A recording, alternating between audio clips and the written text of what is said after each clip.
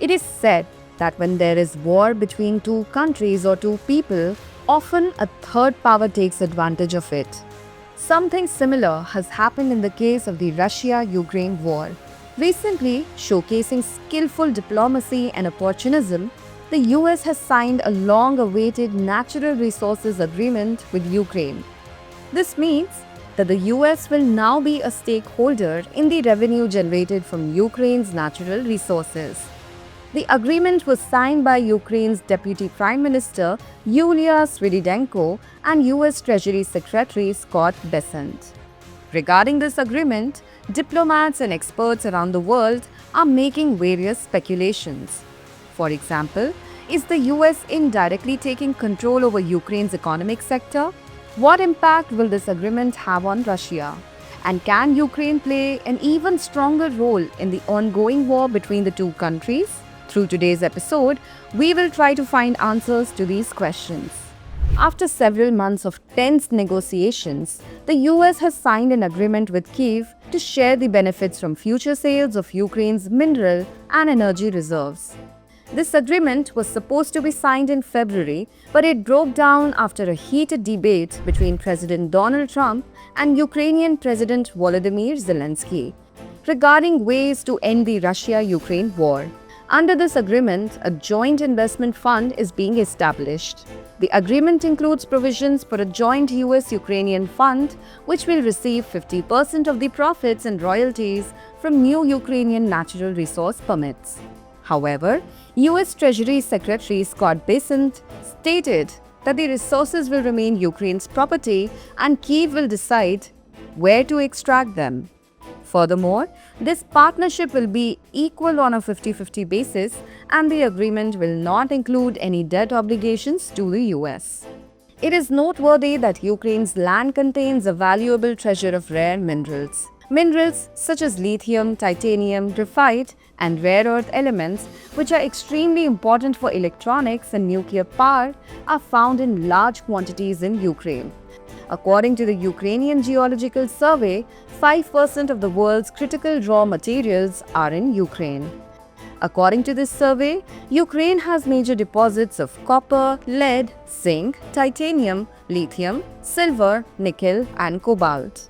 It is important to note that Russia, which has already established control over Ukraine's assets, could face direct losses to its strategic and economic interests from this agreement.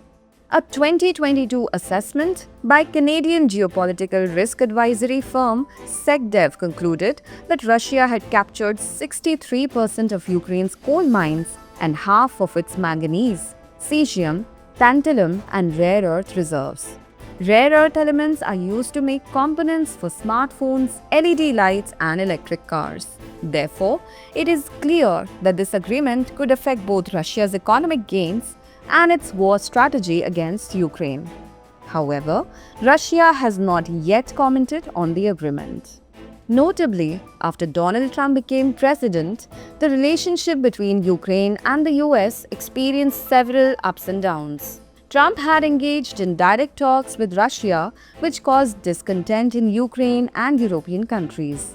However, this new agreement makes it clear that the relationship between the US and Ukraine is no longer limited to military aid but has become a long-term and equal partnership. The US-Ukraine alliance is now stronger not only militarily but also economically and strategically. This partnership could weigh heavily on Russia. Additionally, this agreement will also impact the global balance of power. Ukraine's mineral wealth will not only increase US energy security, but will also benefit European countries.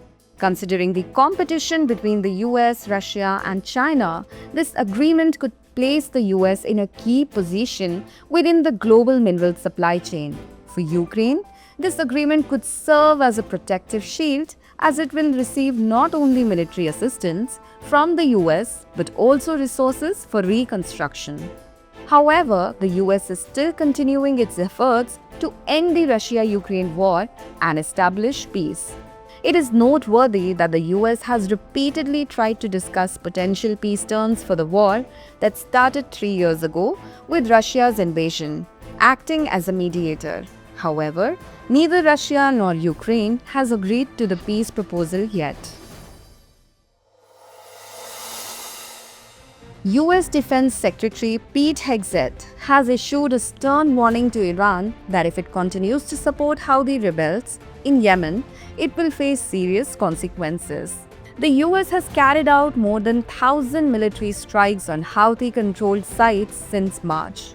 Recently, the Houthis have intensified their attacks on ships in the Red Sea, which they claim is in support of the Palestinians. In response, the US has increased its military presence in the region. 6 B-2 bombers have been deployed on Diego Garcia Island, and 2 aircraft carriers have been sent to the Middle East. On 28 April, an attack on Sada province killed 68 people. The US claims that Iran is providing military assistance and strategic advice to the Houthis. South Korea's acting president Han Duck-soo announced his resignation on 1st May 2025. In a statement, he said that he was taking this decision to take on the country's big responsibility. According to South Korean media reports, Han Duck-soo will officially begin his campaign for the upcoming presidential election, which is set to be held next month on 2nd May. His resignation is being seen as a sign of significant political changes in the country, especially at a time when South Korea is facing many internal and external challenges. Han Duck-soo has maintained an image as an experienced administrator and a level-headed leader, having served in several high positions before. His move is considered an important development in light of the upcoming elections.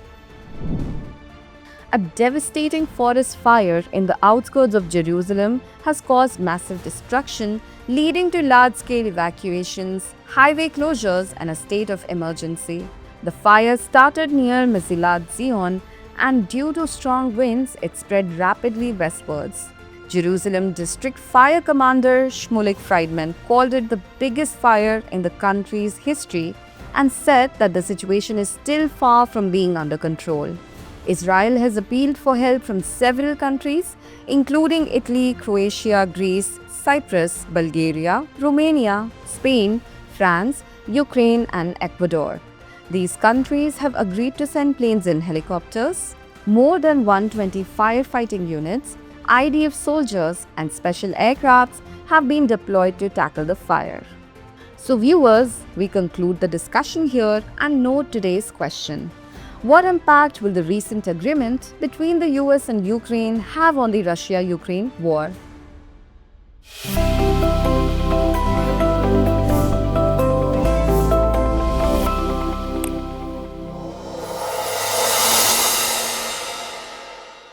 For more informative content, like, share and subscribe, and do not forget to press the bell icon to get the notifications.